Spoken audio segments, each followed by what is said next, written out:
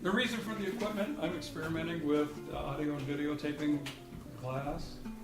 I'll put them up on my blog, so if you need to get to sleep, you can go watch them or listen to them, in perpetuity. Or you can even go back and watch the morning class to see if I told them different things.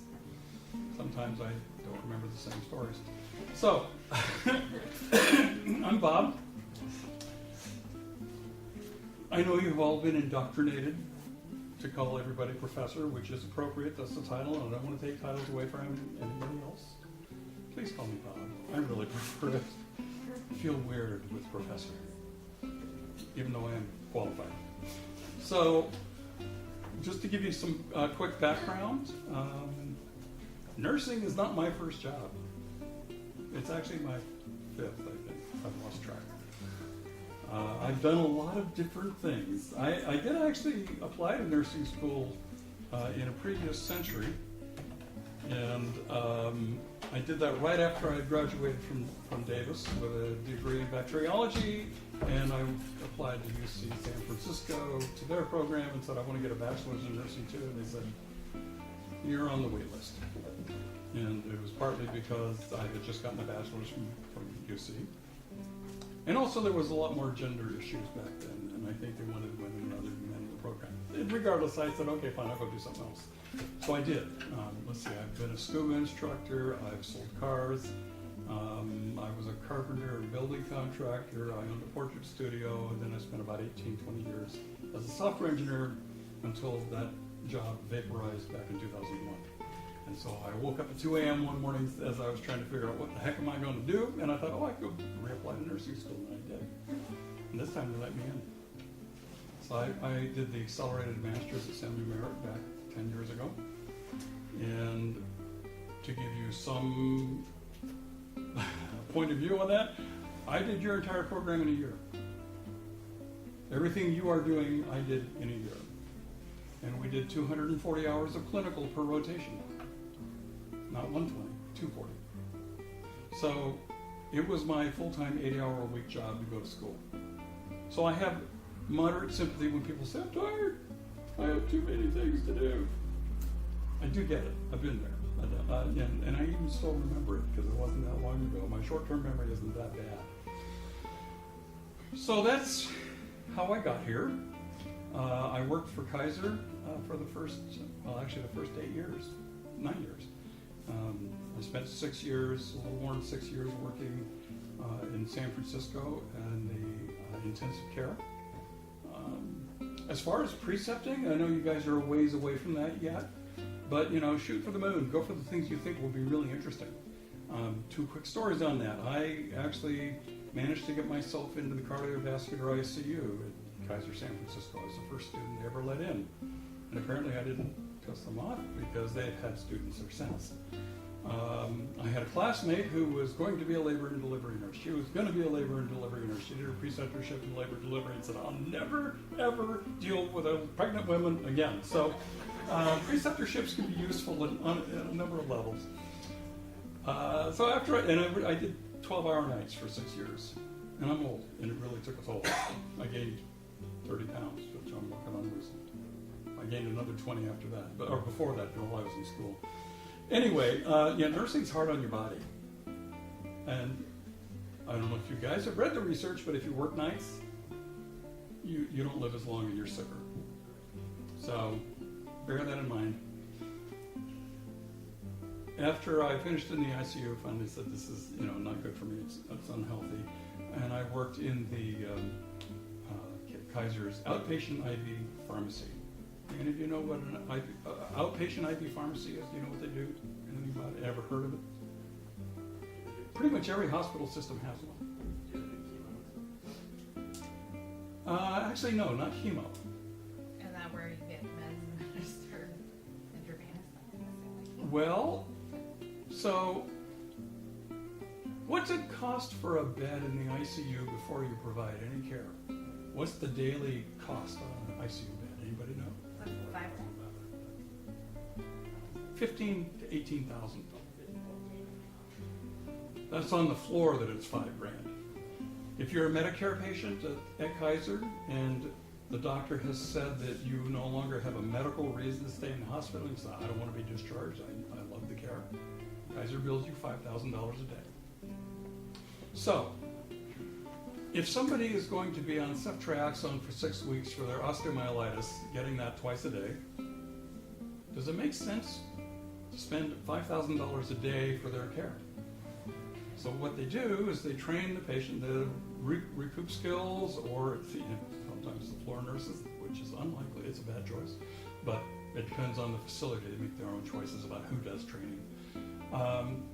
Usually it's recoup skills if you're lucky. It's a specialty of nursing.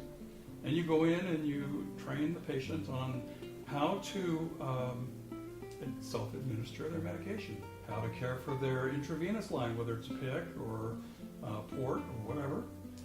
And then usually home health comes and visit once a week to see how they're doing, and they do labs. If they're on vancomycin, they do labs every 3 days. And anybody know about vancomycin? Why vanco is special? That's one. What else does it hit? That's probably even more debilitating in some ways. The kidneys. It's very nephrotoxic, or can be. It's not unusual to have somebody go home on vanco from the osteomyelitis and be back a week later in kidney failure and on dialysis for the rest of their life. It can happen easily. But anyway, so these patients, I worked at the San Francisco facility. I was working there 5 days a week.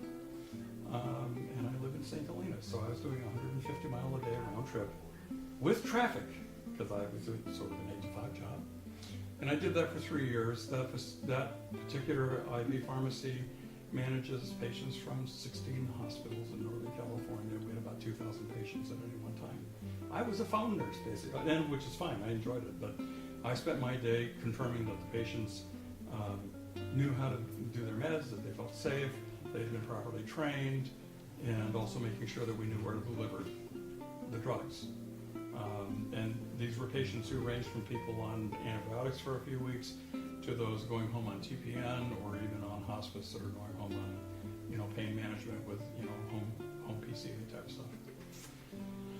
So after putting 175,000 miles on my motorcycle, literally, I decided it was time to work someplace closer to home.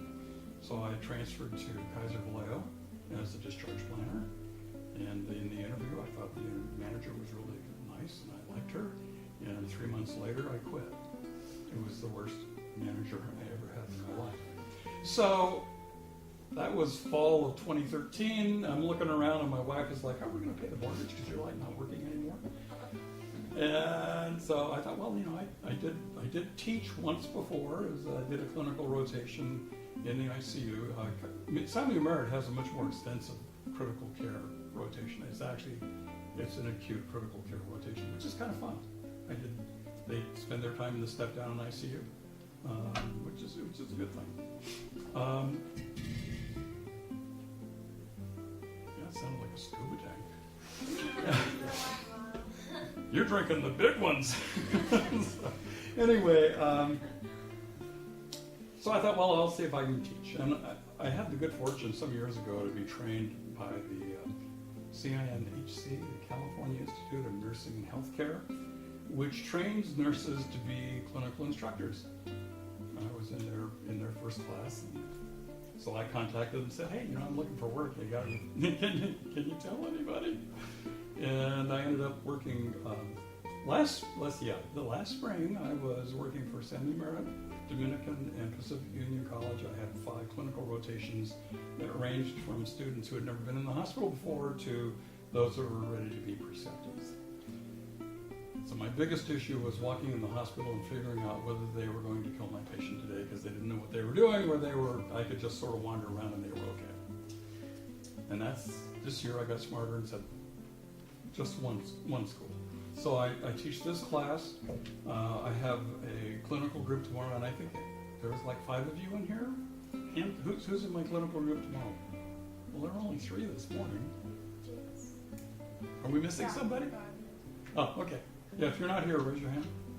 Okay.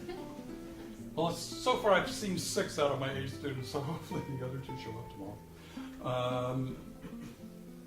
Yeah, I'm teaching. I'm here on Wednesdays, and actually previously, you could come in at 8 if you wanted to talk to me, but not this year because I'm teaching one of the Farm 3 sessions at 8 o'clock.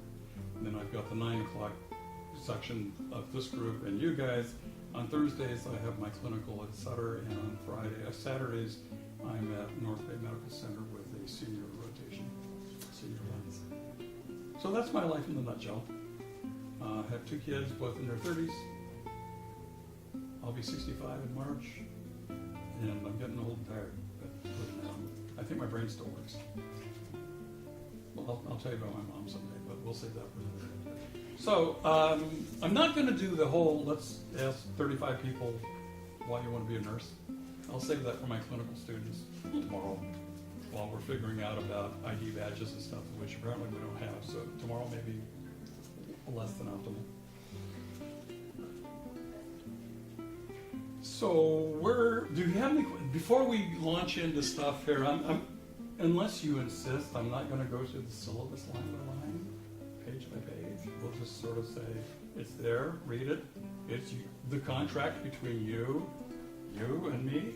I learned that in acting class that you shouldn't do it that way. The first 10 pages so really tell how the class is structured, what the plan is. The one new addition to the program, really, over the break, it was decided that we will have everybody in all classes take Kaplan integrated reviews. These are different than the focused reviews, which you may have been exposed to. They are proctored exams, so I still have to get a date in a room so that you can come in and sit down and take the exam. It's worth 10% of the grade. And in order to receive the points for that 10%, you have to remediate, which means go back and figure out, in the integrated review, instead of telling what questions you missed, it tells you what topics were covered. And I debated about, okay, should I have you guys all go through, and because there's 75 topics, should I have you go through and review all 75 topics, write up a little paragraph on each, and I thought, well, that's 100 pages. That's not going to be real popular at the end of the semester. So what I'm doing instead is I'm going to put up a Moodle, another sort of like 75 question Moodle quiz. You just have to do it. I am not grading you based on your scores or points. You get the 10% for doing the effort. So that'll be the remediation that we were given the option to remediate in any way that we felt was most appropriate. I want this to be a success for you. And I know based on the way Kaplan has set up their curriculum and structure, we're not in sync with them, and I don't want this to be a setup failure. I don't want you guys going through this exam saying, I never saw any of this stuff before. This is not fair. So the way I addressed that, because I had no time to rewrite my entire curriculum and all my lectures, because it was only like a week and a half ago we decided this. You have a lot more reading to do than last semester did. So where it used to be pages, it's now chapters. And that's one of the reasons I incorporated that little tip on, I had a physiology instructor who gave some was good advice for me. You'll have to find whether or not it's useful for you or whatever technique.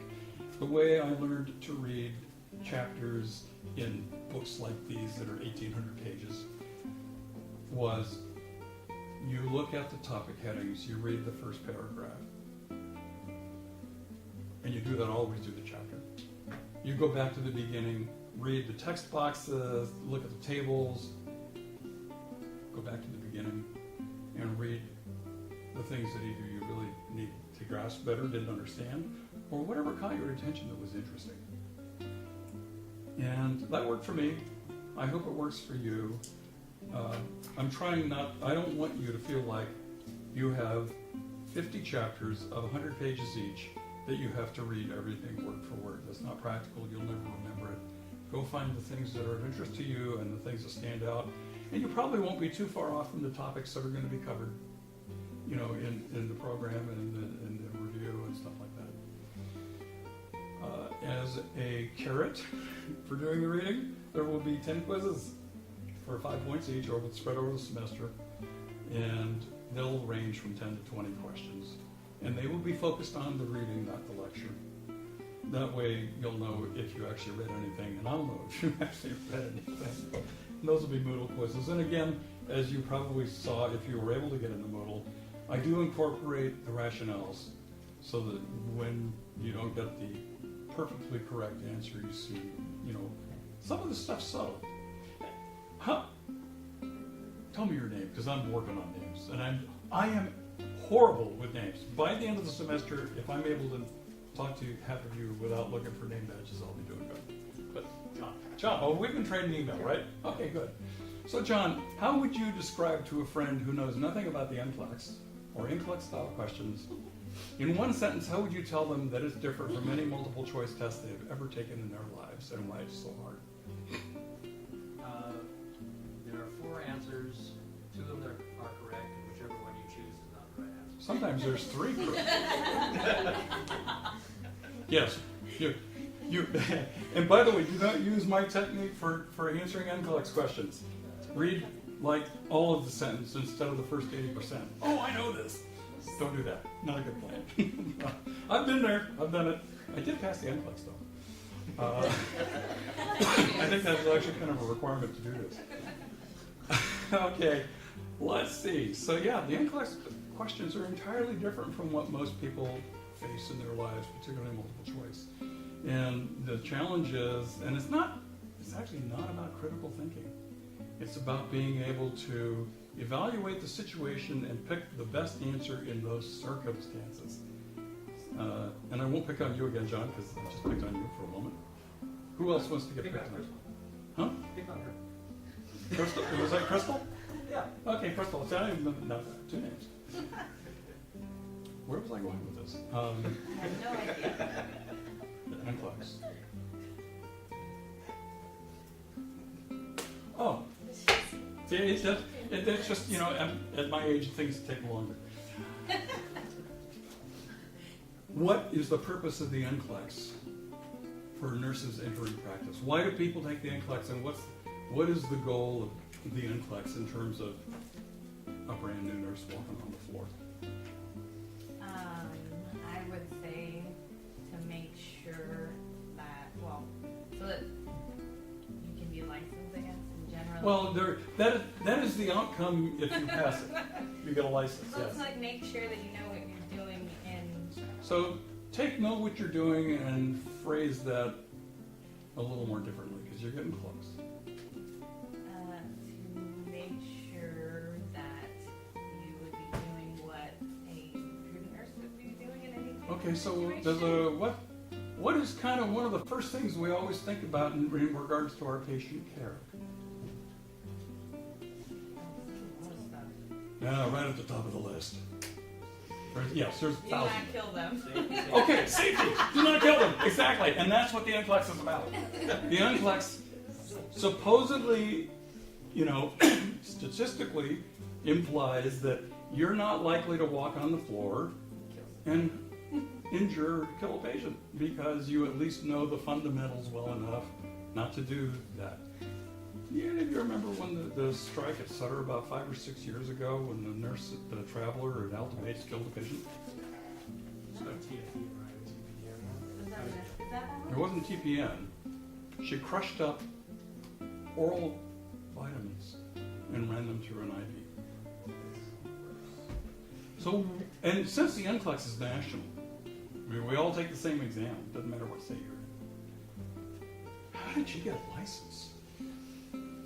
Of course, then again, I've seen- triple lumen, like central line, or was it? I have no idea, but it was intravenous, and the thing about intravenous drugs that is different from a pill. When you give them, they're gone. You can't pull it back. So yeah, you can pump their stomach if you gave them a capsule, but if you overdose them on epinephrine or potassium, that may just be you're done. They're done. So that's the scary part about this job. That's why we do the med math and the calculations and why it's either 90 or 100% pass rate. I mean, you have to get 90 to 100% to pass. Did you know that you will all have to take a med math exam to get a job anywhere in any hospital? Some people are aware that, I don't know. It's like, hey, every hospital requires, and they're usually harder than the ones we get. Well, they're just longer. Sometimes they're 100 questions. What is so hard about math? It's just arithmetic, guys. Some It's people switch it though. why? They like misread the question or like sometimes there's more information. Well, yes, than they are word questions for the most part. I grant you that. But nurses basically don't do anything other than multiply, divide, add, and subtract. But you gotta do it in the right order. Well, that's always a good idea. True. And as my dad, the engineer, used to say, you kind of need to know what the right answer is before you get there. So, you know, any of you hear things about, like, does it pass the smell test? So if you do a calculation and you come up with a dose that's 10 times over or 10 times under what it should be, I would hope that you know enough about your drugs to look at it and say, no, it just doesn't look right. Don't let the anxiety about these exams get in the way. You know, we work in a really anxiety-provoking environment. It's high stress. Actually, I'm trying to arrange, and I'm hoping that one of the nurses I know who used to work in addiction and recovery is going to come and speak for one of our lectures. Nurses and doctors all have problems with drugs, and guess what? We have access to the really good stuff. So it's an issue. And if you're self-medicating with either stuff off the floor, which means your patient probably isn't getting that drug, which is not okay, or if you're doing alcohol or whatever, you know, there's better ways to do this. So I actually really encourage people to find others to talk with, to support them, because it's a tough job. I was talking about test anxiety, and I got into alcoholism. Good. Related. Yeah. But if you do the alcohol to relieve the anxiety, you're probably not going to pass the exam, so it doesn't matter anyway, right? So, you know, look at those techniques you can, you know, self-hypnotism or whatever that works for you to help reduce the stress, and look at it and say, okay, it's a test, but really, it's just not even math, it's arithmetic. You know, look at it and say, oh, what is the real question here? You know, they give you a paragraph in which you have to figure out that, are you going to give them a pill or a half a pill? Figure out what they're really asking and then answer that question. And develop a facility for throwing away the garbage. Because a lot of those questions have garbage in them. And the reason that they do this is you will be facing garbage on a daily basis in your practice, because the doctor's talking to you and the tech is talking to you, and that's why Kaiser and a number of hospitals have instituted rules about not talking to nurses while they're preparing and administering meds, because that's one of the reasons for med errors. You will make errors. I know I have. And I've seen, luckily luckily I didn't hurt anybody. But, you know, as I worked in the ICU, I had worked with drugs that had that potential. I had one patient who had just come back from surgery, and she was on a vent. You know what a vent is, right? And she was on propofol. And you ever hear Yes! Yeah, propofol is normally only given, like, in the ICU, or it can be used for conscious sedation, but you have to have equipment standing by to intubate them because they don't breathe. Obviously, that's what happened to Michael. So I had this patient on propofol. She had just had, she had a Whipple. A Whipple procedure is where they remove a lot of the colon and stuff because of cancer. And I'm looking at her heart rate thinking, you know, God, she's getting kind of crazy. She's down in the 50s. What the heck is going on? And I'm changing out these bottles of propofol more frequently than I should be. And I'm thinking, what's going on? And I look, and I was delivering 10 times the dose. And one of the side effects is bradycardia. It can get worse than that. I was lucky. Anyway, so you will make mistakes. I had to write it up. It was a pain. But you write it up to warn other people to remember to have somebody else take a look. It's not a high alert drug, but I still would have benefited, but I was helping the PACU nurse, took the patient right out of the PACU, and normally she would have set it up. And I set up propofol all the time, but it was in a hurry, and hurry is not good. If it gets too hot in here, there actually is a little fan there. We can experiment with that. Or now that it's not so noisy out there, if you want to crack the door, feel free. It's fine with me. I mean, I'm dying actually, but About 8 years ago, and this was sort of with the advent of the electronic health record, there was a patient in the ICU, and he was bucking the vent. Have any of you ever heard that term? One. Okay, John. You want to tell everybody else what bucking the vent means? Well, from what I've seen, it's when they're trying to breathe on their own, they're resisting, they're not fully under, so Yeah, they're not in sync with the machine. it's time to pull them in. It's like if I'm ever intubated, it's going to be like, put me under. I actually have a fairly large tidal capacity, and I move a lot of air, and I got, and have you breathed through a tube? Just stick around. It's like, I might as well breathe through a straw. I know I would be fighting if I was conscious at all. So that's what the patient was doing. He's working hard. Well, why do you think he's in the ICU? Do you think he's healthy? So when you increase the work of breathing, what's the effect of that? What's your name? Nick, tell me, what happens when you increase the work of breathing? Simple physiology. You don't make this complex. Increasing the work of breathing Mm-hmm. You're using all those accessory muscles and all that stuff. makes it almost harder in the body. Right, and so, okay, so you're creating all the byproducts, and the muscles want, what do they want?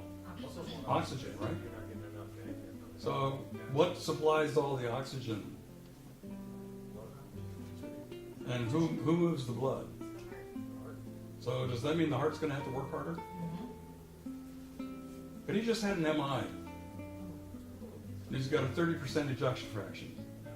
So, what happens when the work of breathing goes up? He dies. Maybe. Maybe not. So the nurse calls up the attending physician who's working in the clinic and says, Mr. Jones is bucking the vent. He's really working hard and it's not good. And what's our policy on how many patient records you can have open at one time while you're charting? Some facilities will allow 2. Our policy is 1. So the doctor had 2 records up. And do any of you know what vecuronium or pancuronium is? These aren't drugs you're likely to have ever heard of at this point. I see you nodding. No, I was like. Oh yeah, no, I've never heard of that. Okay. Sounds like an element on the periodic table. Unobtainium, yes. Let me tell you, if you're an ICU nurse and you can't get it, it becomes unobtainium. Oh my God, this patient, I'm gonna put it out. Any of you ever heard of curare? 1 or 2. Okay, John, since you tell everybody else what curare is and what it does, because a lot of people don't know. Well, Sherlock Holmes was very fond of it. Yes, he was. But it's a botanically derived paralytic. Yeah. Yeah. And what does it paralyze? Respiration. Actually, all voluntary So muscles. all of So if you ever have a patient that is on a chloroform drug, or vecuronium, pancuronium, they absolutely have to be sedated. They can't even blink their eyes. In fact, you have to take their eyelids shut. It's a terrifying experience if you're conscious. You have no control over your body whatsoever. None. The only thing that works basically is the heart, sort of the autonomic stuff. So the doc says, okay, fine, we'll put them on deck. Writes it up, sends it, and the resident in the hospital pharmacy sees this order pop in, looks at it and says, oh yeah, high alert drug, vecuronium, good. Yep, okay, that makes sense. And fills the order. The pharmacy tech picks up the bag, takes it to the med-surg floor where there are no ventilated patients, and gives it to the nurse who says, the nurse says, oh, okay, fine, here's an IV for Mr. Jones. Nurse takes it and gets her IV set up, gets it all prepped, and calls in another nurse, and they sign off on it. Starts it. They walk out of the room. Patient calls out, hits the floor. He happened to be getting up to go to the bathroom. So they call a rapid response team. They get in there, and they did resuscitate the guy. They saved him. And the doctor is saying, well, so what do you think happened? Because that's part of the debriefing of a rapid response. What led to this? And the nurse said, well, maybe it was that bag I just found. So you have a nurse who hung a bag of a drug she didn't actually know what it did. You have another nurse who signed off on that high alert drug who didn't know what it did. You have a medical pharmacy tech who delivered a drug to a med-surg floor where there are no ventilated patients where that drug should never ever go in the first place. You have a resident pharmacist who said, yeah, okay, fine, that makes sense, send it to that med-surg patient. And of course you have the doctor who ordered a drug on the wrong patient. So when you get in the pharmacy later, you'll learn about root cause analysis and stuff. But I mean, that was a real case. This was reported for that by the Institute of Medicine. And so electronic medical records are no panacea. Now being a geek and software engineer, electronic medical records, I think it's a great concept. The execution is horrible. And if you watch the cooking shows, it's like, yeah, great plan, but the execution kind of failed. Same thing, you know, I mean, whether it's Epic or Cerner or some of the other systems out there, as far as I'm concerned, are all terrible, very hard to use, and they've become tools for administration to put more rows in there for you to chart on, for regulatory agencies to review. It doesn't actually improve your nursing care, but that's another discussion for another day. Okay. God, I digress so much. So bad. So tell me, ask me some questions. and let's not start off with like, why is there air? Anybody have anything they want to ask?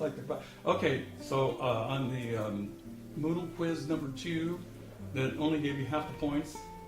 You know, you don't get any points for the quiz anyway. It doesn't count on your grade. Yeah, thank you. So, given all that's been going on, fixing that was a very low priority on my part. I'm sorry it didn't give you all the points, but it counts for 0, and 0 times anything is still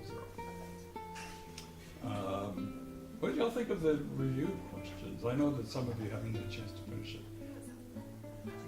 Was it really hard? Was it moderately hard? Some are challenging. I think it's always hard when you're, I mean, this is going to sound I mean, remembering what you learned last semester? What's the normal retention? 5%. 10%, I think, somewhere around there, yeah. So you guys did good. Had it all been finished by last night, I actually would have gone in statistics, and I'll do that next week, hopefully. So I'm particularly interested to know if there are areas, since it was really focused on the reading assignments from Dr. Bright, I want to see if there are areas where people in general had problems. And I'm just curious to see what your retention level is. And if you're looking, I mean, I'm fine with you looking stuff up in the book on those quizzes and stuff. That's okay. Any other questions? Yeah. Will you be highlighting in the book? No. I'll tell you why. First off, I hate highlighting. It makes me insane. When I used to buy used books and they were highlighted, it was like, oh God. My personal bias is I feel like highlighting says read this, don't read the rest of the stuff. I want you to come to your own conclusions about what areas in there are important. If you want to read something in depth, good. And if you don't, you think, I don't need to know that, I'm not going to do that kind of nursing, that's your call. And whether you'll pass the NCLEX or not is another question. And you know, the challenge for me and you, I want you to be the most fantastic nurses out there. To do that, you have to pass the NCLEX. But I don't want to teach you the test. I want to teach you how to be really good nurses. So I'm relying on the reading and Kaplan and all those other tools to help prepare you for the NCLEX so that it is hopefully a one-time, very successful event. And then you're done with it. You never take it again. What do they recommend? How many NCLEX style questions do they recommend you take in preparation for the test? 1 and 3. What total number? There's a total out there. 5,000. And it gets back to the question about you have to train your brain to really read these questions carefully. And actually the questions are not about critical thinking. They're actually typically about your performance on the unit with the patient. Yeah, John. A nursing friend of mine who I trust her opinion quite strongly. She said that you shouldn't take that test like a smart person. You need to take it like a procedural drone. You need to read exactly what it says and not say, oh, So they're in, they must mean that this happened to the patient. Read that sentence verbatim. I agree with your friend. Don't interpret, don't enlarge. And if you guys actually do like the NCLEX reviews with Kaplan in their classes, they always start out things with, the question is always, in the NCLEX hospital. And I may use that term from time to time too, because in the NCLEX hospital, what does every patient have that you probably haven't seen for most of your patients, as far as a patient identifier? What is the golden identifier for a patient in the NCLEX hospital?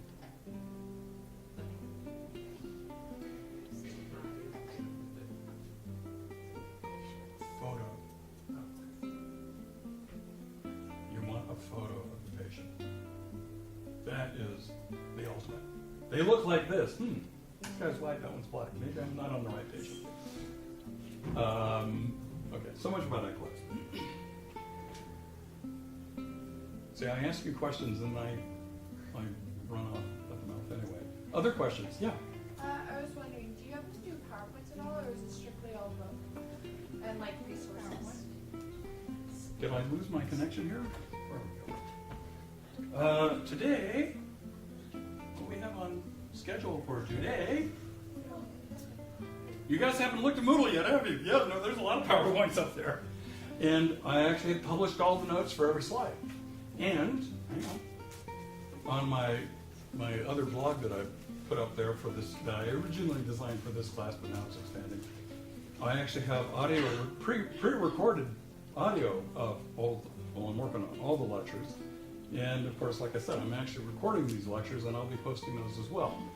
So if you need something to help you go to sleep, just put the headphones on and listen to the lecture and away you go. So yeah, no, there's PowerPoints for everything. But as I don't remember if I said this in the broadcast email or to individuals, even if we had 240 hours of class instead of 24 hours of class, there's no way that all the topics that need to be covered could be covered. So it still comes down to you doing, your own research and reading. And frankly, as a nurse, to maintain your license, you're going to continue doing this for the rest of the time you practice. I still do it. I still go back and I follow some of the journals and stuff and I read the things that are interesting to me, which happen to not actually pertain most of the time in this course, because I was an ICU nurse and I still read about that stuff. I'm thinking actually about going back and maybe working at the bedside in hospice. I don't know. So you had a question? Yeah, on the Moodle, it says, on highlighted in yellow, that's Kaplan focus reviews we do. So that's when we just log on to Kaplan and do it. Yeah, the focused reviews are, sometimes people call them pajama tests. You're sitting Do it home. in bed. And I do actually go look, not only that you took the exam, but that you remediated it. And I look at how long you've spent in remediation. Now, of course, the way Kaplan's clock runs, if you start remediating, then you go have dinner and come back, you just got an hour. So I have no way of knowing if you actually did anything useful in that time. Although I have seen students who got like 40%, did 15 minutes of remediation and got 100%. So I figured they actually copied all the answers down and then went back and retook the exam. Now, that helps a little. The only ones, doesn't bother me. I'll give you credit for doing remediation. Now, whether you actually take anything away from that, that's, whatever. Yeah. Okay, so are the reviews the quizzes? No, I haven't put the quizzes up yet. That's a work in progress. So those 10 quizzes that will be worth points, they don't exist yet. Okay, so the reviews are just for So all the us. quizzes that are up there for right now, those don't count. They're just basically informational. They are, I would like you to do them, and they typically have a cutoff before the morning class. And the intent is, again, to help, get you prepared for the lecture. So that you can actually ask questions that make sense. Okay. But the 10 that actually have 5 points each attached to them, they don't exist yet. That's part of my job. Clean Okay, so the hydrated. the review ones aren't graded. Okay. Yeah. But the ones you put up, we'll still do them at home before we go. Like, places. Yeah, everything will be done at home. And I encourage you to work in groups. Actually, I toyed with the idea of actually signing groups. And I did tell the morning class, and I'll tell you now since it'll be on video.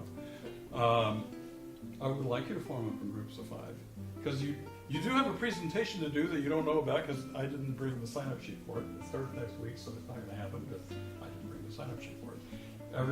There's going to be presentations on a regular basis, and you get graded on creativity and quality of information.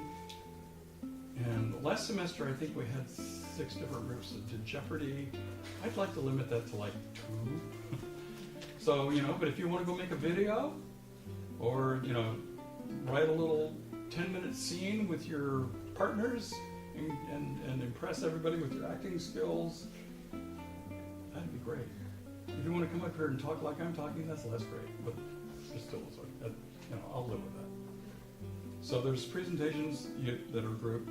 And actually, as far as the exam, the 3 test midterms, immediately following the midterm, you will come back and work, break up into groups of 5, and as a group, retake the test and argue with each other about what the damn right answer is.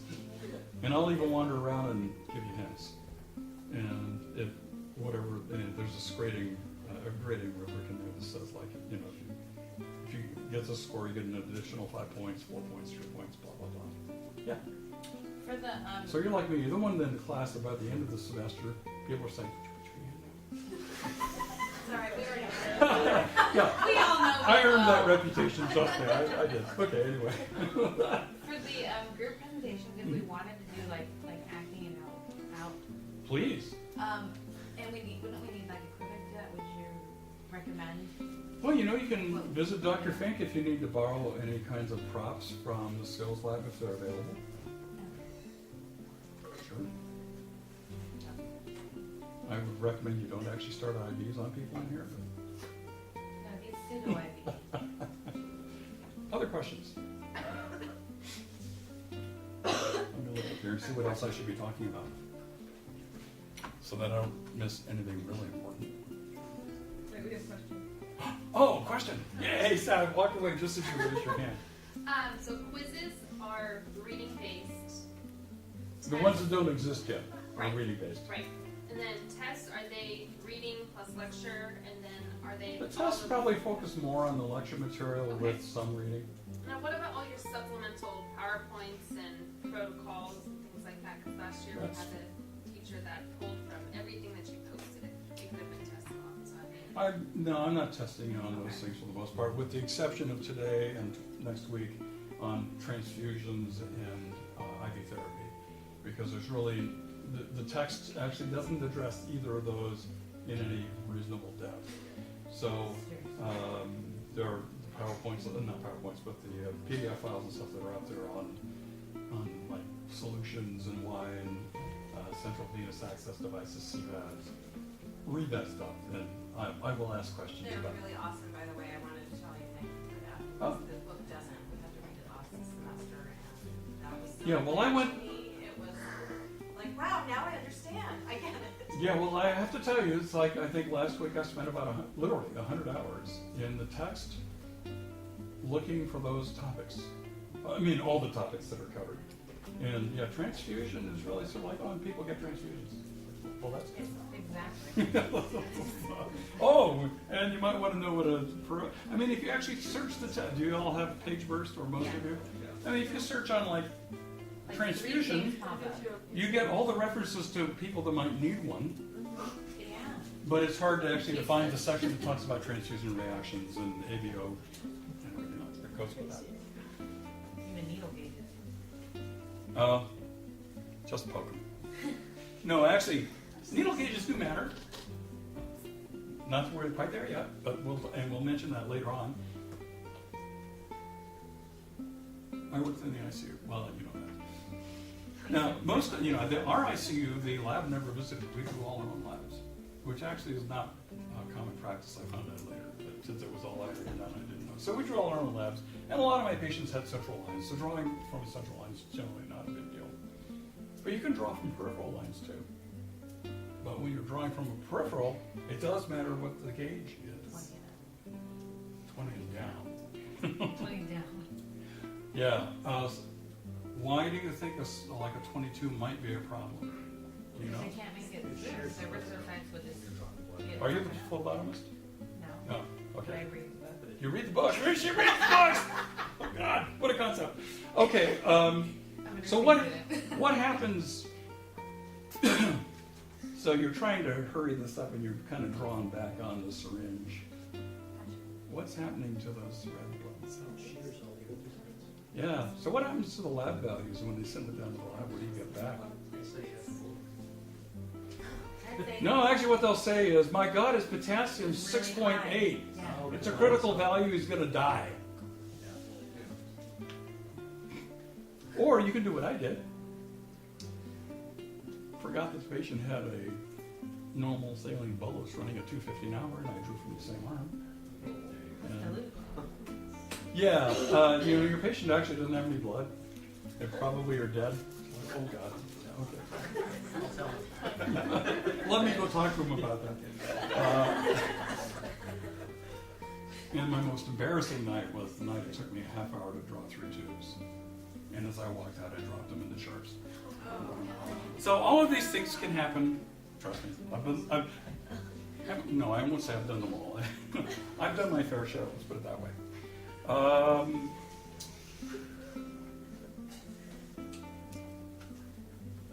We've been at this for 40, 50 minutes. Let's take a 10-minute break. However, I will point out that you're all grown-ups. If you need to take a break earlier or later than 10, just get up and go. You don't have to ask to raise a hand. You don't have to ask my permission. Or, none of that stuff. So, be back before 20. Well, by 20. Or don't leave if you're really excited.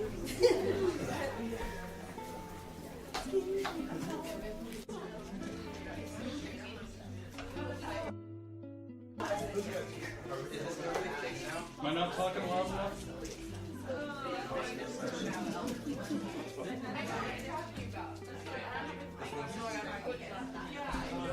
Okay. So are we all back? Almost. All right.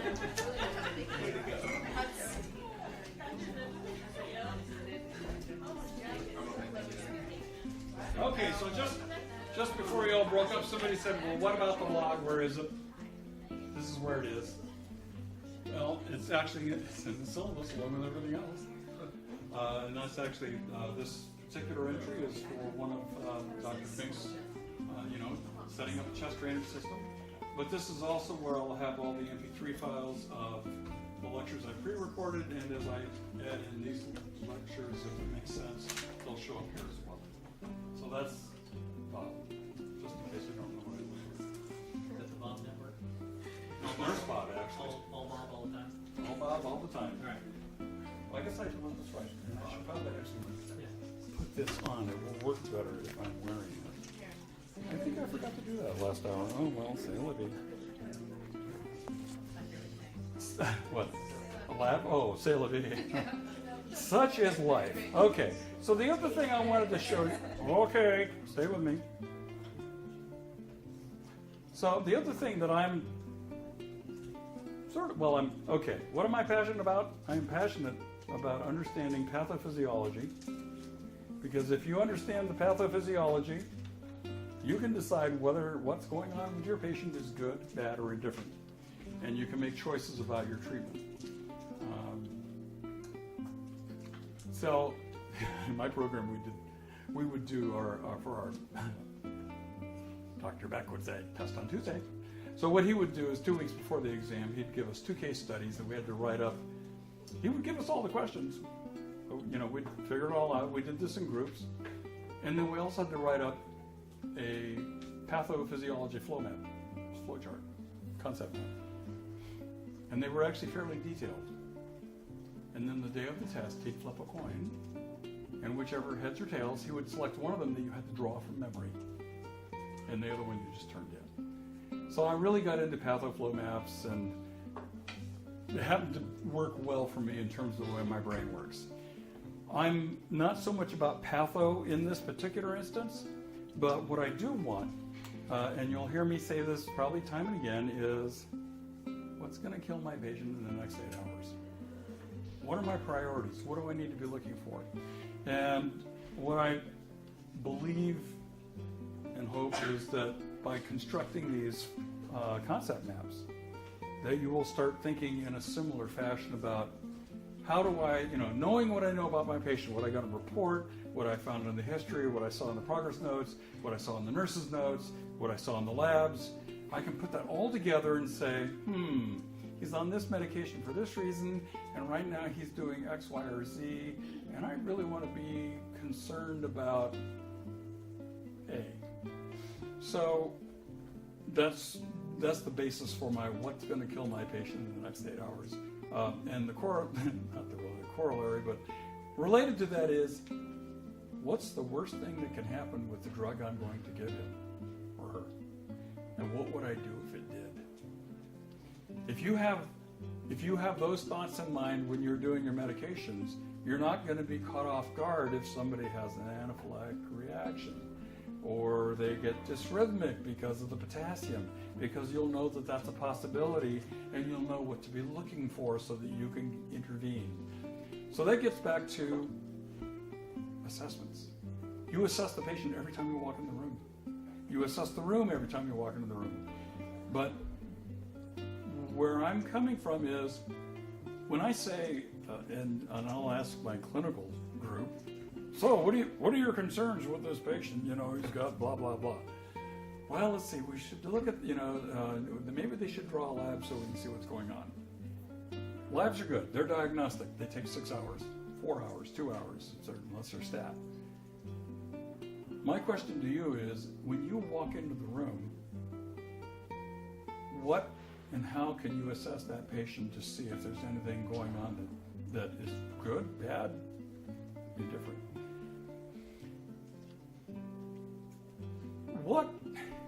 Okay, I have a question for you. What is a classic early symptom of hypoxia?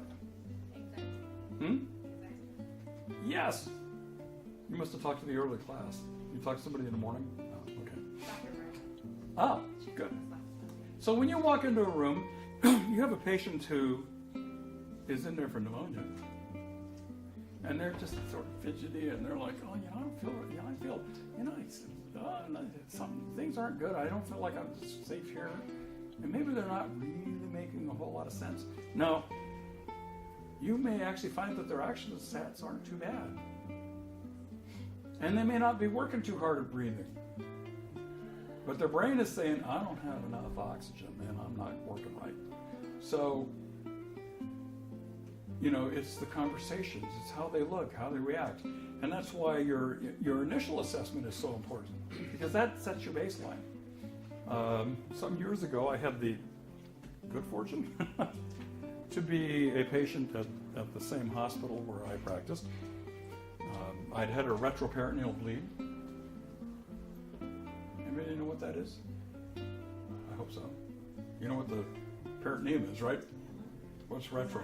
Where's retro? Well, actually, it's behind. So it's like around the kidneys. I'd ruptured a small vessel. I'm on Coumadin, so bleeds are not a good deal. My hematocrit dropped by 50%. So I was a little tacky. And a night nurse comes in, and I'm back on assessments. I've got two stories mixed together there.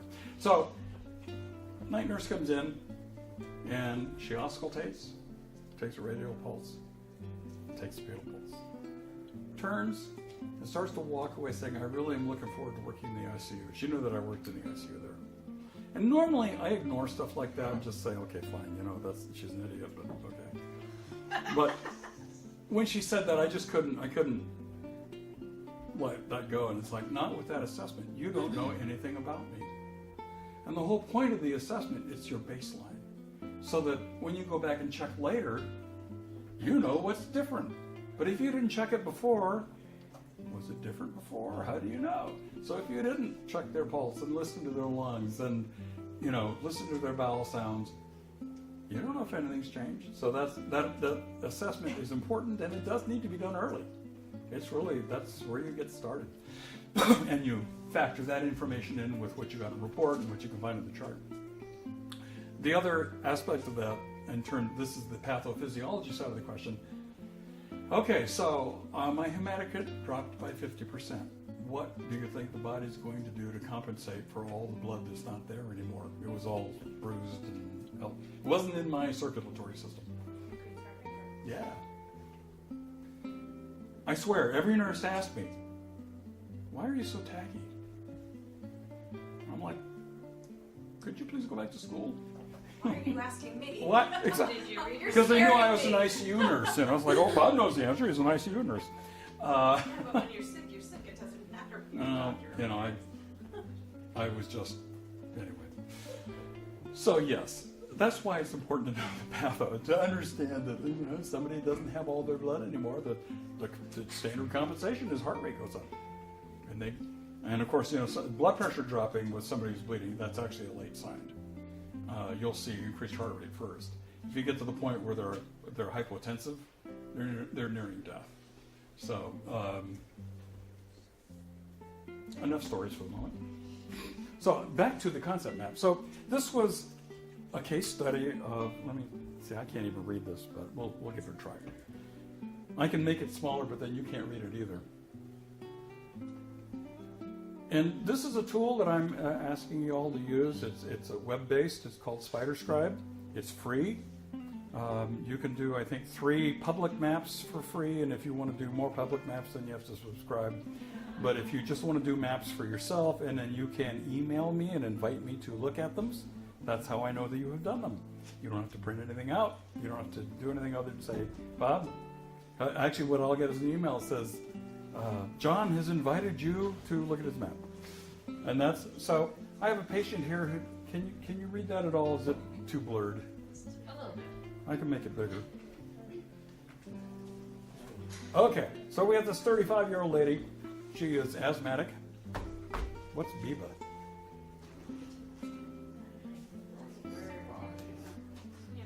Brought in by ambulance, yes. What's GSW? Gunshot wound. MVA.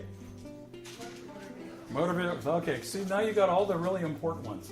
And you'll read this, you'll see this all the time. Patient, BB, you know, BIBA, blah, blah. You know, everybody is talk. We talk in code on purpose. And it's not to obscure it from the patient. We use our terms and our code to take that paragraph and make it a sentence. And with the expectation the person on the other side knows what you're talking about. Hopefully. So, brought in by ambulance. She had been to the ED previously, had been, used a nebulizer with albuterol, blah, blah, blah. And here she is 6 hours later back in the ED because she can't breathe. Previously treated,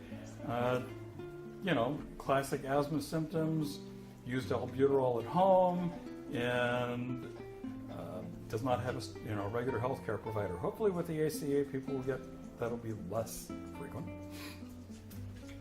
Why is she sitting upright and using accessory muscles? Yeah, what do people do when they can't breathe? Tripod, yeah, the COPD is classic. You'll see them, sitting on the bed doing this. What do you see sprinters do at the end of the race? Why? It's the most efficient way to breathe. It opens everything up. Okay, good. So she's sitting upright and she's using the accessory muscles because she can't breathe. She's talking in 1 to 3 word sentences. I'm not able to breathe very well. And, she's working. You can hear the wheezing, but when you auscultate, you don't hear any air movement down here. You just hear movement up here in the upper. Okay. And she's extremely anxious and restless. So what was that symptom? Yeah, okay. And it's not just because she knows that she's dying, or could. So, we take a look at that. We take a look at the studies that were done in the ED. Her blood gas is 7.46. That's not too bad. CO2 is elevated, not good.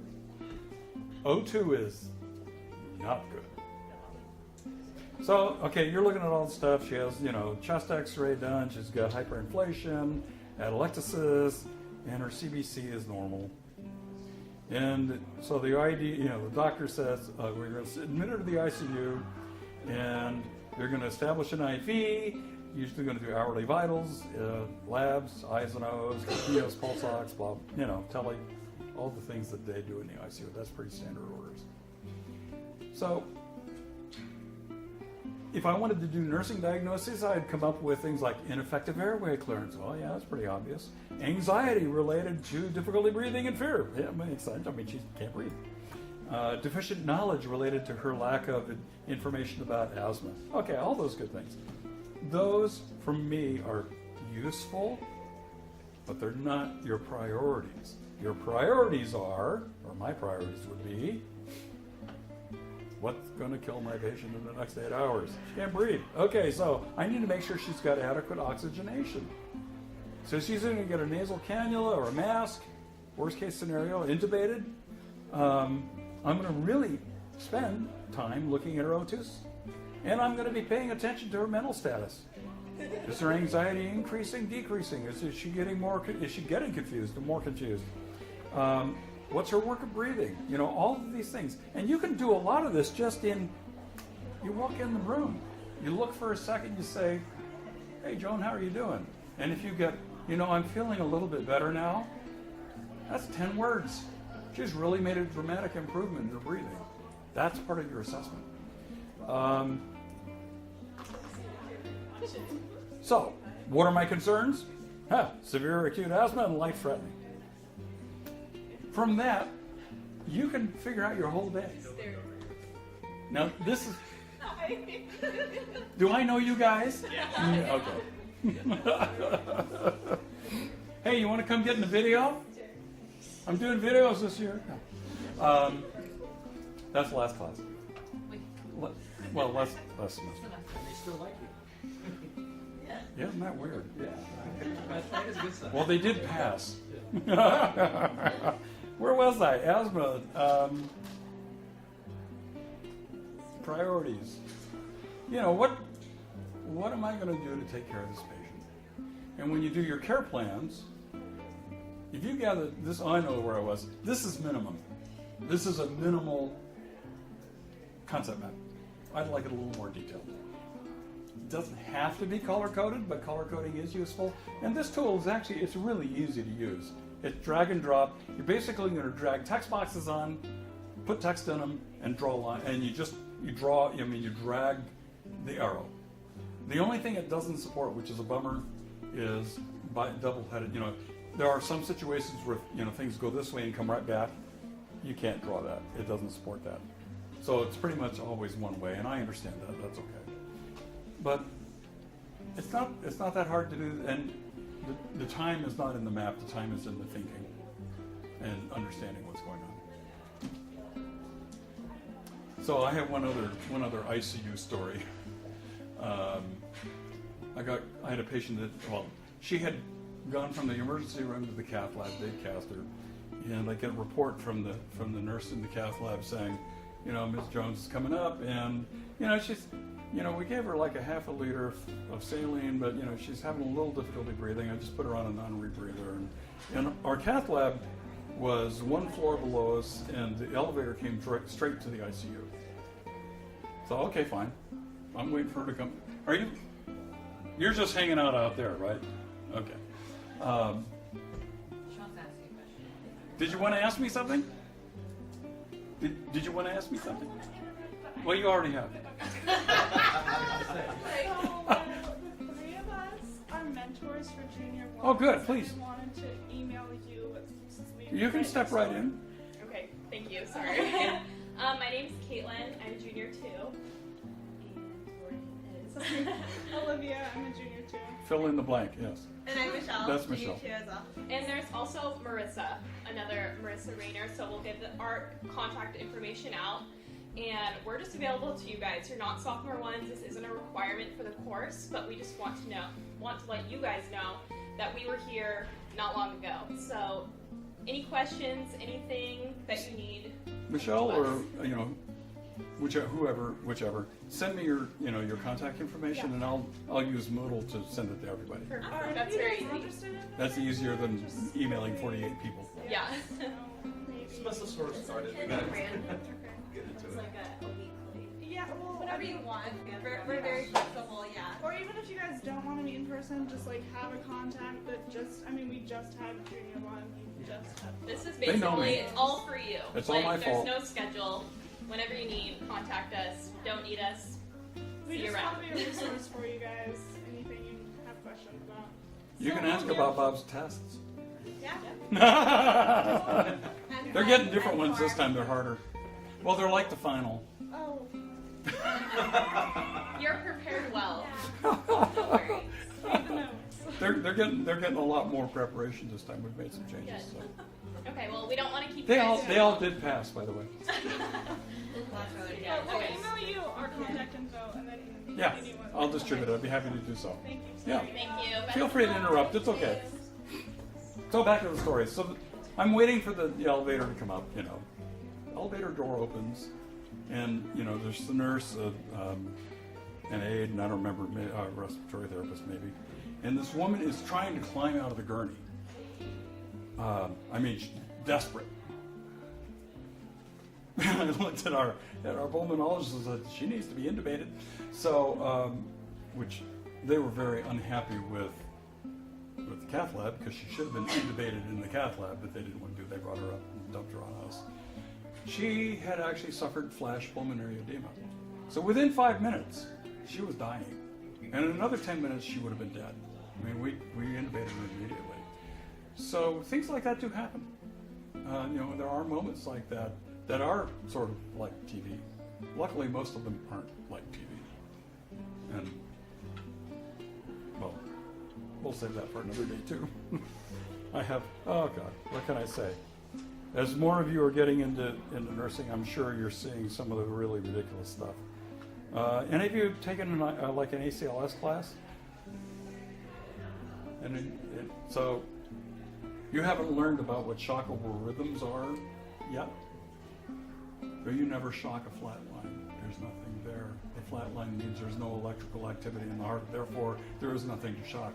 You have to have at least VFib or VTAC to shock somebody. Otherwise, it does nothing. There's nothing to work on because there's no electrical activity, and the goal of the shock is to get the heart working in synchrony, but it has to be working in the first place.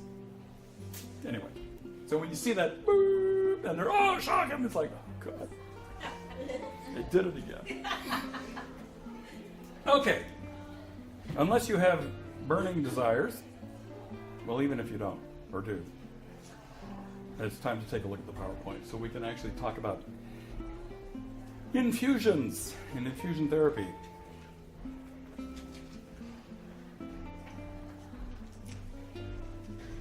This is not exactly the world's fastest network, is it? Come on. Yeah, this network connection is really minimal. Come on. There we go. Yeah, their capacity is a little substandard.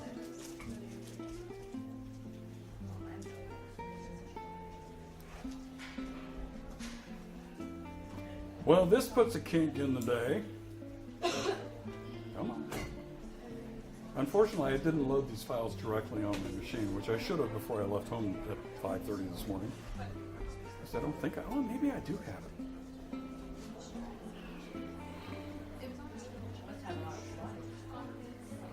About 20,000.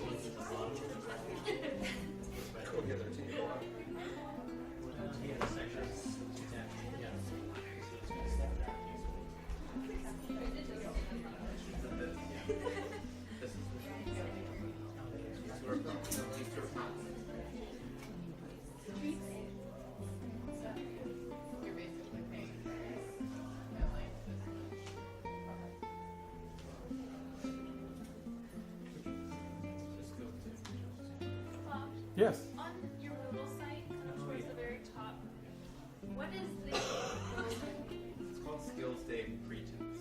Oh, It's like a So that's what you have to take before we do Skills Day. Skills Day is going to be February 26th or 27th.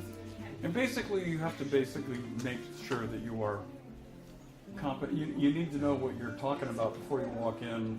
And we do ID starts, we review central lines and chest range systems. It'll be in place of clinical. Okay. So Well, just completed before. Yeah, that's why it's a pretest. Well, hopefully this looks good, since that other one is never going to load. I do have it on my machine. Yay! There we go.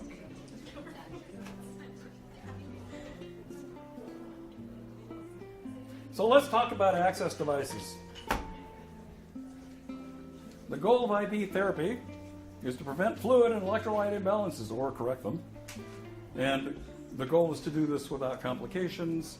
And infusion therapy involves parenteral replacement of fluids, electrolytes, crystalloids, which is basically like normal saline, blood products, colloids, and nutrition. Those are the kind of primary things. So we're giving blood, we're giving fluids that maybe either have an electrolyte balance or that are osmotically balanced. Nutrition, a couple other things in there, electrolytes in particular that, dealing on whatever we have to deal with. And there is this Infusion Society of Nurses, which actually I don't belong to. So the slide was inherited from somebody else. We'll move on. They actually establish the standards for IV therapy and stuff, what the practices and protocols are. Okay. Who wants to get picked on? Who doesn't want to get picked on? That almost worked. Okay. Okay. All right, back in the very back. Tell me your name. Alicia, what is tonicity?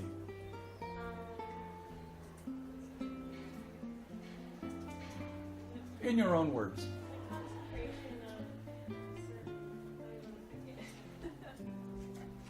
Does it refer to like how well balanced things are in terms of concentrations? Yes.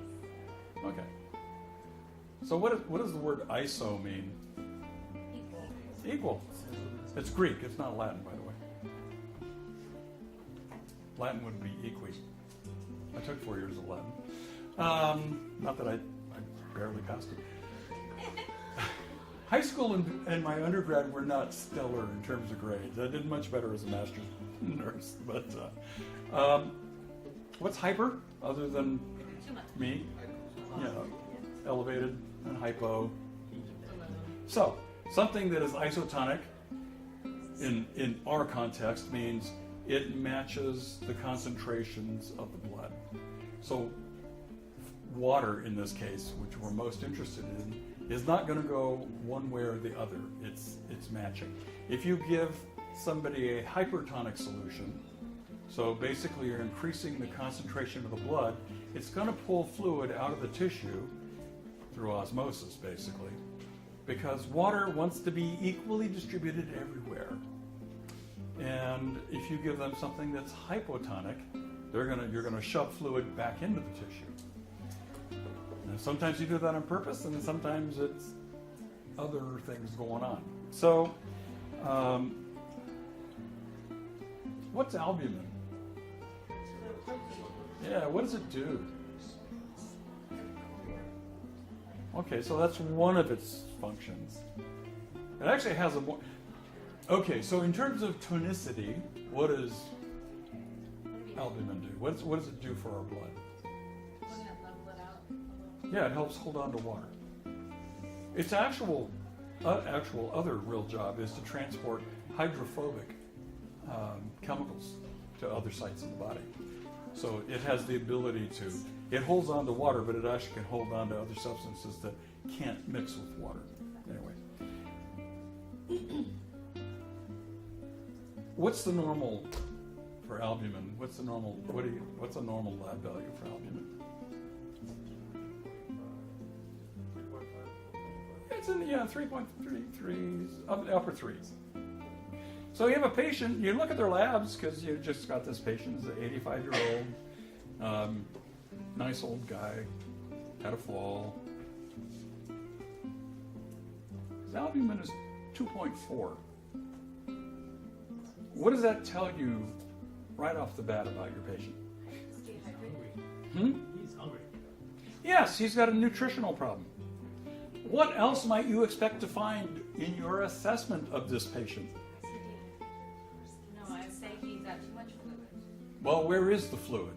Probably second space, third space. So he's probably edematous. Right. But you're right, he's actually dehydrated too.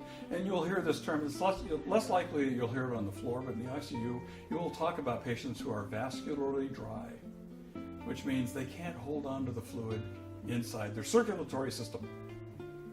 And if they have really low albumin, that'll be one of the, yeah. That gets in their blood. Yes, it does. What do you think that does to the heart? Makes it harder. Yeah, it's going to drive the blood pressure up. It's harder to move thick stuff through. Yeah, good. Excellent. You're thinking exactly the right way. Okay? Tell me your name. Noreen. Noreen, thank you. If I'm really lucky, I might remember it next one. Burn it on my forehead.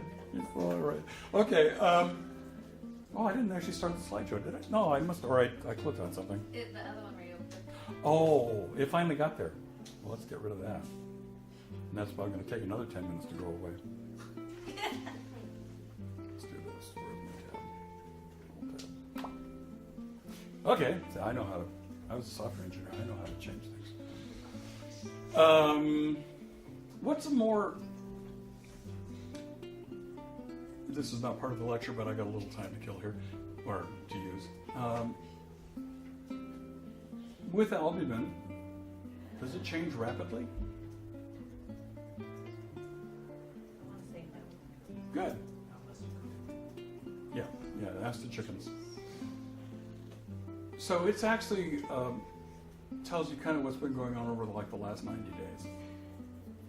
Is there another related lab that might tell you something more about what's going on in the last week? Red blood cells for the last 90 days. Well, that's actually it's up to 120, and that's for hemoglobin A1C, which is their sugar level, but not their nutrition. Although they're kind of related. But there's another albumin kind of lab that you can look at that tells you what's going on like over the last week. No. Okay, well, thank you. It's a good try. It starts with a P. Pre-albumin. So your nutrition, your dietitian, nutritionist, will often look at the pre-albumin to say, oh, the patient's been here a week and we kept them NPO because they keep postponing the surgery. We need to start them on TPN because their pre-albumin is dropping because it says actually they're starving while they're here. So that's an earlier and more dramatic indicator. Anyway, so we know about isotonic. What happens if we're hypotonic? And then there's hypertonic. So I forgot my slides last time. So everybody's Mrs. Jones. So Mrs. Jones comes in and she has C. diff, probably has a UTI. Everybody that age seems to have UTIs. She's been unable to drink and her sodium level's 155. So what do you think they're going to give this patient? So what do you think they might give? Maybe. Although that might actually be dangerous. Do you know why it might be dangerous? So what happens when somebody is really, they're hypernatremic, so's the brain. So you start pumping fluid in that's hypo, where's it going to go? It's going to go into the tissue, right? Yes. What happens when you increase the size of the brain? It's got no place to go. Does it have any place to go? No, it goes shoves right down the spinal column. 8 hours you can kill somebody. So usually it's actually a gentle rehydration. They may actually just give them water, and not IV. It may actually be like an NG tube or something, rather than actually a rapid change in sodium, particularly if they're going from hyper to normal, is a dangerous course. So often it's a general rehydration. I like Death Valley. It's one of the places I go pretty much every year if I can manage it. And actually, so Mr. Jones here, his story. Let's see what his story was. We're on slide 5. Was he running in Sweating. Yeah, so he was. Drinking is really Yeah, so it's been okay. It was about 5 years ago. One of the websites I hang out on, we all drive the same kind of motorcycle, and people were taking pictures of their GPS at the highest elevation they'd gotten to on their bike. And I was doing my annual trek down to Death Valley, and I thought, well, I can go up to the Bristlecone Pine Forest and up into the White Mountains. And it's like almost 13,000 feet. So I got up there and I took my picture. It was about 10 o'clock in the morning.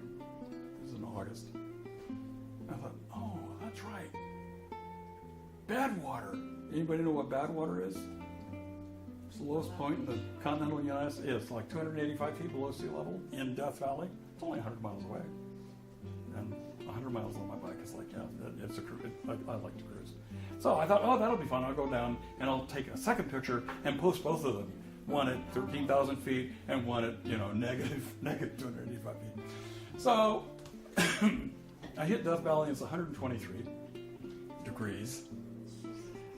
And let me tell you, a motorcycle in that kind of weather is no fun. I made it to Badwater. I took my pictures and then I left. And I was doing Gatorade about every 20 minutes.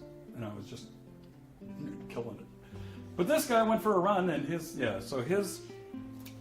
dehydrated and his sodium is 125. So he needs salt. So they're going to give him like D5NS, which is hypertonic, and to help bring his fluids back up, to bring his levels back up. But again, you still need to do this stuff slowly because those shifts are hard on tissue in the brain. Isotonic. So how is lactated ringers different from normal saline? Does anybody know? Well, lactate ringers have lactate in it, and you have to be careful of the lactic acid buildup in the body. The lactate buildup. Well, a little bit. So the difference between normal saline and lactated ringers is an electrolytically balanced solution. So in other words, it's got all the same electrolytes in it that your blood does. Whereas normal saline just has salt. You will find surgeons order lactated ringers. Medicine orders NS. And they have different points of view. And I don't know that I really understand the complete rationale. But, like if you have a surgical patient come back, they'll be on LR, and if they're handed off to medicine, they'll change it to NS. My only concern about it was I often had patients on LR, and I wasn't too concerned about the LR, except that they often had it at a high rate of delivery. So I'd have, a 90-year-old lady, 89 pounds, and we've got LR running at 100 an hour, 125 an hour. It's like, how long do you think her lungs can go? Well, we filled them up with fluid. So that was usually the issue, was just can we talk about the rates and delivery and does she really need it? But yeah, post-surgically people do things like third spacing, especially like if they're heart patients. And that can be really exciting, not in a good way. Because of the stuff they give them during open heart surgery. They are vascularly dry. Guess what happens when you give somebody who's dry drugs to manage their blood pressure? It's wacko. They clamp down, they open up, and so it's like either end of the scale and not in between. And if you just reattach the vessels to the heart, you don't want them hypertensive, and you actually don't want them hypotensive because then they're not going to into your brain. So it can be really kind of wild. Parenteral nutrition. So we talked a little bit about albumin. I have a question. Yeah, good. Yeah. You said give women in labor. I wasn't quite sure. Do women in labor lose fluids? No. Sweating. Well, no, there's all the amniotic fluid. No, I mean, it's a lot of work. Amniotic fluid, sure. And often there's nausea and stuff associated with it. At least I've seen a few, you know. I didn't do, once I got past my rotation in OB, I never went back. Was this, see, I don't even remember the stories I've told. Was this class I told about my classmate who did, the one who wanted to be an L&D nurse until she actually had the AIO? Okay, good. See, my short-term memory is not as bad as my mom's, but it's not all that good. So, yeah, L&D, I mean, labor is a lot of work. And often they're doing that, sometimes it's over 36 hours, they're not really doing a lot of intake, they don't feel good. Yeah, I So, understand that, but what if it's just a normal delivery, the normal like 18 then probably no big hours, deal. And, I mean, is it like standard now that they give women? You always establish an IV. Now, whether or not you administer it is another question. That'll be situational. It may be, you may have orders to say if they're doing this, started, or you call the doctor and say, you know, she's been vomiting for the last 2 hours. Right, well, that's understood. Right. So, no, that's a good question. Excellent. Parenteral nutrition. So, this is one that, you know, you want to know a little bit about. There's PPN, TPN, and the difference between the two is that the difference between the T and the P, well, they're both transparental, you know, nutrition, total parenteral nutrition. Oh, my brain is gone. The P in PPN is peripheral parenteral nutrition. And the big difference is that TPN is always administered through a central line, whether it's a PIC or an IJ or, you know, tunneled or even a port, which would be unusual. But that's because it typically has 10% or greater glucose in the solution. It's very hypertonic. Or it's not very, it's a hypertonic solution. And if you're administering it down here, they are going to be screaming in pain because it's going to really cause a lot of damage to the vein. So drugs like that, drugs that need to be rapidly diluted, they do go through central lines, and that central line, you know, terminates right at the superior vena cava.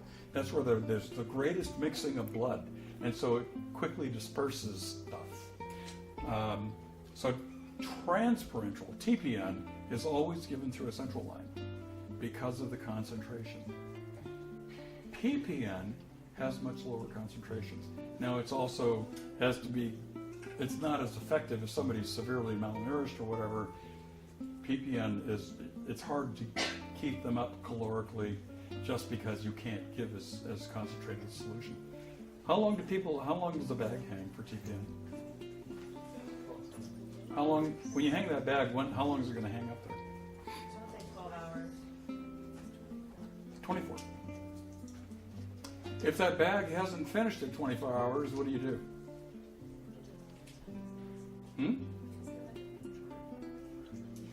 You chart it. Yes. Do you hurry it up and finish it? No, good, because that'll fail you on the NCLEX. No, what happens is that they replace the bags every 24 hours. And if it didn't all run, it didn't all run. What will you find in the protocol orders? We haven't talked about this a lot, but what do you need to have available to you, whether in the med room or in the room, for somebody that's on TPN?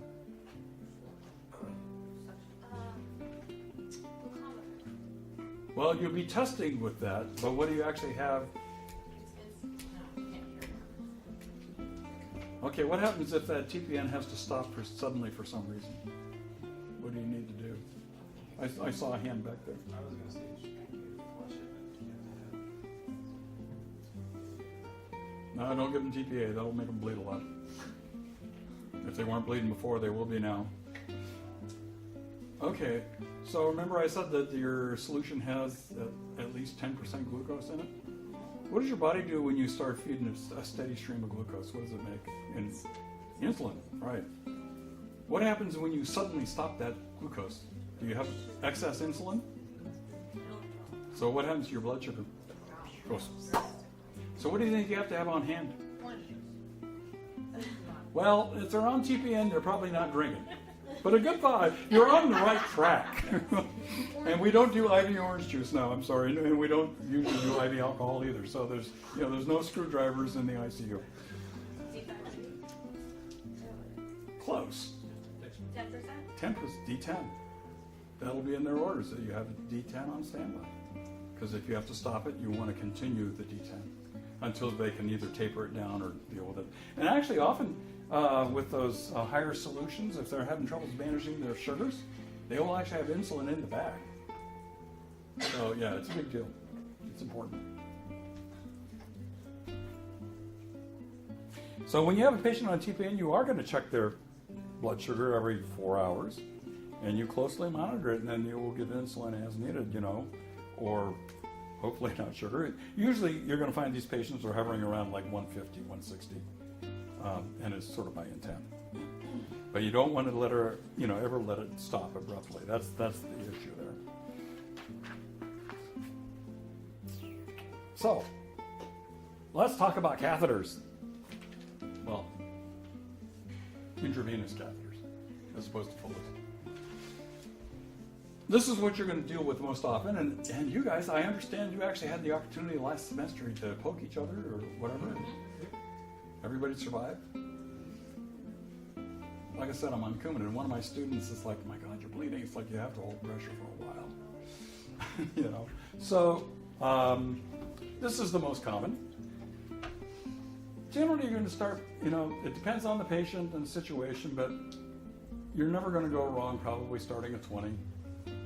22 is marginal, depending on if you think you might be drawing blood from it, or if you're going to administer blood, or if they're going to go down for like a CT scan where they're going to run dye or anything of that sort. 20 is safer. But I swear, these elderly patients come in and they have these veins. You're looking, it's like, oh God, this is going to be so good. And those veins have a proximity detector. You get to within about a millimeter, and they go. Because actually they're so thin, they're very delicate, and sometimes with these patients you can't actually put a tourniquet on because the pressure of the tourniquet coupled with the catheter is the equivalent of hitting a balloon with a needle, and so you have to reduce that pressure in order to start that. You have to let it just sort of ease in. And then you have the other patient who doesn't have any albumin, has gained a couple of pounds of fluid, plus gained a couple of pounds over their life, and they don't have veins that you can find. And you're like,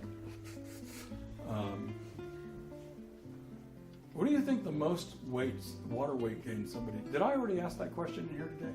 That was this morning, okay.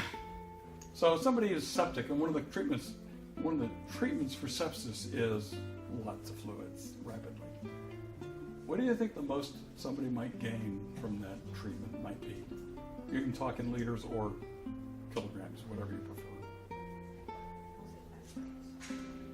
That's only 2 kilos, I guess. I've seen up to 20. That's 20 liters. They kept them alive. So the thing with sepsis is people have a tendency to go vasal collapse and they get very hypertensive, and that just makes things worse because there's development of a lot of lactate because they're not circulating. So the goal is you just flood them with fluids just to keep things circulating.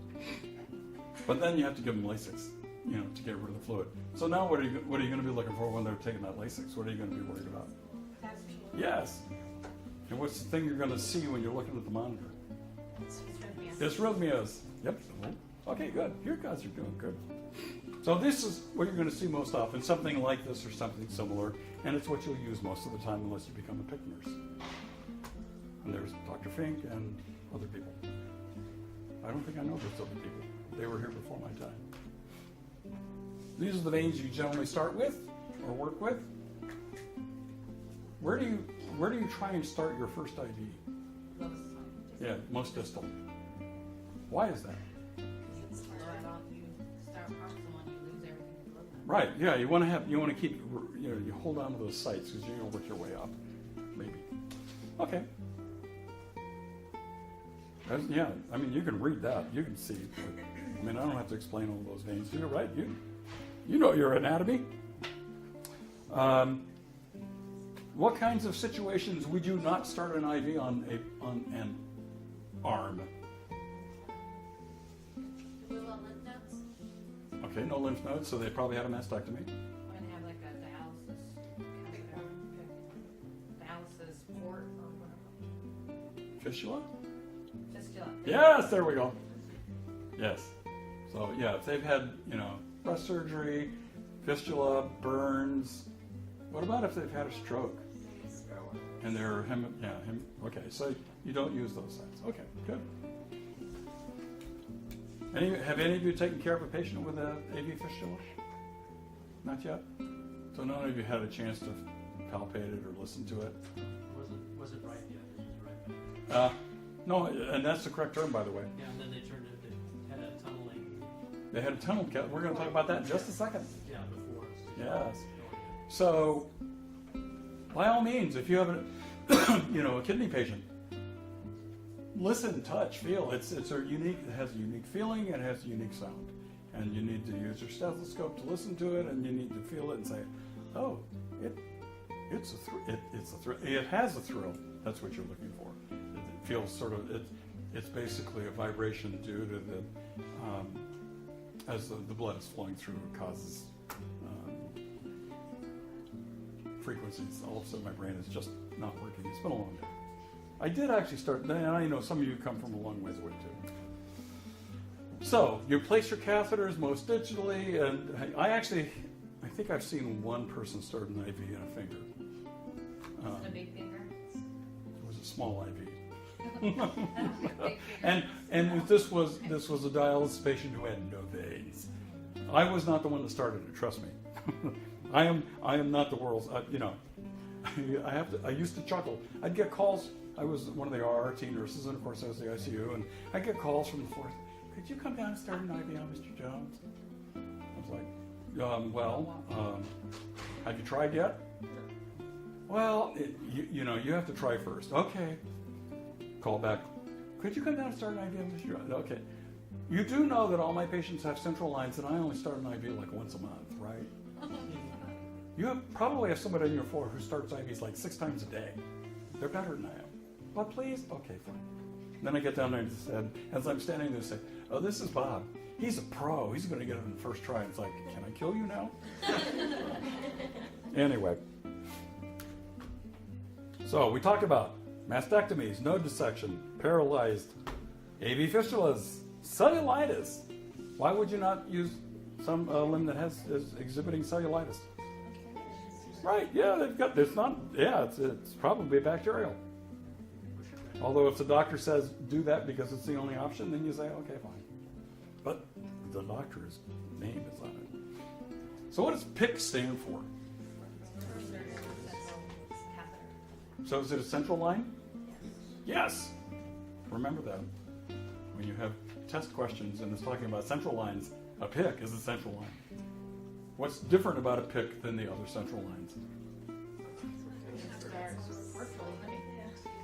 And who can start it? RNs as well as doctors.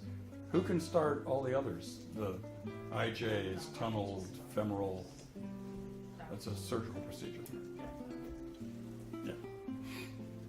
So, tunneled, non-tunneled ports. Let's talk about those. Well, let's talk about PIC. How long can that PIC line stay in? A year. Year. Good. You guys are doing great. And considering it's 3:30 in the afternoon, you're still awake. I don't even need to bring coffee to this class. Last semester, they were like, oh. When it starts getting hot, this room is. We'll turn that fan on and pray because I already think it's too warm in here. And this is actually a power pick. Do you know what the difference between a power pick and a regular pick is? Other name? Larger lumen. Larger lumen. And the thing for that is, if they're going down for a CT, they have an they have a mechanical device that actually, and it puts a lot of pressure. A regular PIC line will explode. If they have too small, you actually need this again. If they're using a peripheral, it has to flow freely, and it needs to be at least 20 gauge. You can't use smaller gauge. But if it's not a power PIC, they can't use it. it's just a regular pick, people will get very angry if they use it because they rupture the pick and then they have to replace it. And that little white disc you see around there, you won't actually ever see one of those. You'll see a different device that's usually got sort of blue telephone on top of it, and you don't thread it through, you just drop it on top. It's a sterile procedure when you change pick lines. And it's actually pretty straightforward. And you know, if you have a clinical instructor and an opportunity that's willing to walk you through a central line dressing change, go for it. I don't think that's outside our protocol for you guys. I don't remember. No, I think last semester. No, last semester I'm sure they would have said no. I can double check. Subclavian, a non-tunneled, good thought. So we're talking about flushes. How do you flush what's the technique for flushing an IV? That's the fluid. What's the technique? Is it slow and steady, or is it pump, pump, pump, pump, pump? Slow and steady. Well, you stop a little bit. No, it's actually you pulse it. Yeah. So yeah. Or if the patient's going ow, ow, ow, you don't want to do it that way because it's probably infiltrated. So yeah, you pulse it, and the reason for pulsing it is you're trying to make sure there's no thrombus forming on the end of the catheter.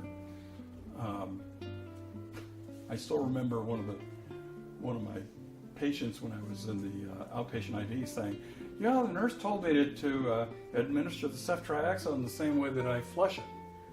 And I was like, "Okay, now I have to go kill a nurse," because it's exactly the opposite. When you're administering drugs, then it's like over 5 minutes.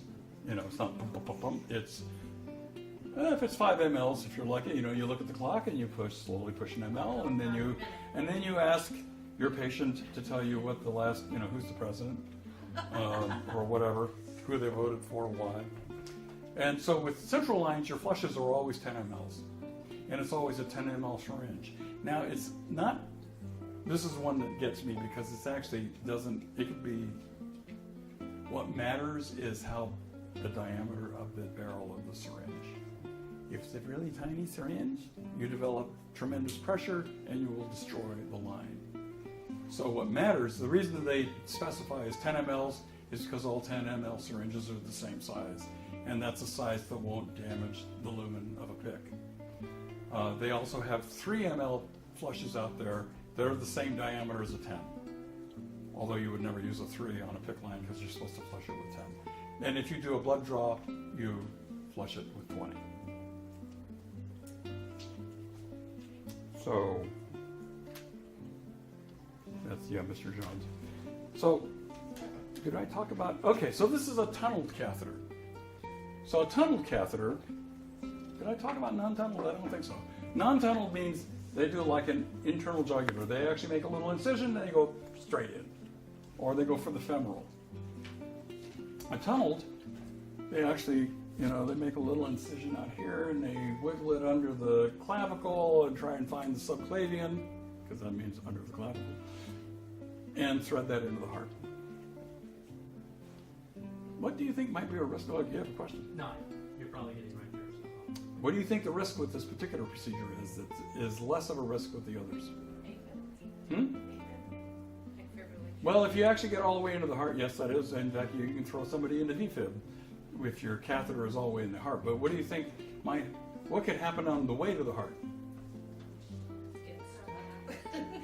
Let's say it didn't get stuck. Yeah, so what's under that subclavian vein? What organs are in there? So you could have a pneumothorax, punch a hole in the lung. It happens. And it's not infrequent with subclavians. And then, it's probably the resident he was practicing or she was practicing. And it's like, oops. Yeah, I don't have time. What's the rationale for tunneling versus non-tunneling? I think there is some part of the rationale is it's a little more secure. It's less easily dislodged. They can be more easily sutured in place. Also, the risk of infection is supposedly a little bit lower because it's a longer path to the vessel as opposed to something that's directly in the vessel. I think mostly it's driven by which resident hasn't practiced putting a subclavian in yet. That's probably the most common rationale. I haven't done one of those yet. Can I do sub? Maybe? Yeah, sure. Okay, good. Otherwise, yeah, most of my patients had IJs or femoral. They just went straight for the vessel. They didn't mess around with this other stuff. Partly because of the risk of the pneumothorax. It's not that hard to do. It's all that tissue is actually pretty gentle. For the ICU patients, you don't want to start messing around. Well, it's often that stuff is placed like in the ED because they need to get a line in place. Or it can be. This is a port. And not a port in a storm, it's just a port. So ports are actually implanted. They're covered, it's a surgical procedure. They make a little incision. They remove some of the subcutaneous fat. They put the port in, suture it back up. And once the port, once everything's healed, you access the port through the skin. Now these are for people that are going to be on chemo for the rest of their life or something like that. They really should be a lifelong kind of device as opposed to the PIC. And your IJs and stuff, they really try and get those out pretty quickly in a few days if they can. A couple of weeks. I mean, if a patient's in the ICU and they're going to stay and they have an IJ, they will try and replace it with a PIC because it's easier to maintain and it's less risky to the patient. So these things have sort of like a little silicon, that you can feel them, and that's where you access. Now, if you're poking a hole in something, do you think these things you want to leave a little hole behind when you're done? No. So we're going to talk about that briefly, and we'll see if it's like every year, everybody misses the one question on the test about coring and non-coring needles. A coring needle is one that actually just says it takes a core, it actually punches a piece of tissue and whatever else is there and takes it with it. A non-coring needle opens it up, and when it comes back out, everything closes back up. Which do you think you want to use on a port? Non-coring. Non-coring Hubert, say that's up there already. So there's a question on one of the exams, and everybody always says, they see, the question basically says what do you use on a port, and one of the answers is a coring Huber needle. They see Huber and they go, oh, it's that one? So this is a dual port. And you can see there's a little bulge up there right next to his axle. How are we doing on time? We're almost there. Does the skin wear out though eventually? No, because you kind of, when you access a port, it's like it stays in for a week, and then it comes out, and then often it'll go a month. Oh, I should back to ports. So you'll be in the hospital and they'll say, oh, so and so needs a Heplock. Do you think they're going to actually use heparin? On a port. No, just on your regular patient. Yeah. That's the old term because actually almost everybody has a saline lock because there's risks with heparin. And there's no reason to expose people. The studies indicated that there was really no benefit to using heparin over saline for a flush. Therefore, and there are some very high risks. I lost a patient to heparin-induced thrombocytopenia. Basically, it's an allergic reaction. It's an autoimmune allergic reaction where suddenly they have clotting everywhere, and it killed him. It took a while, but it was ugly. Ports do get heparin. Anybody have a clue as to how much heparin they get? I'm not talking about units at the moment. So what do you think the volume of that thing is up there? How much fluid does that little port hold?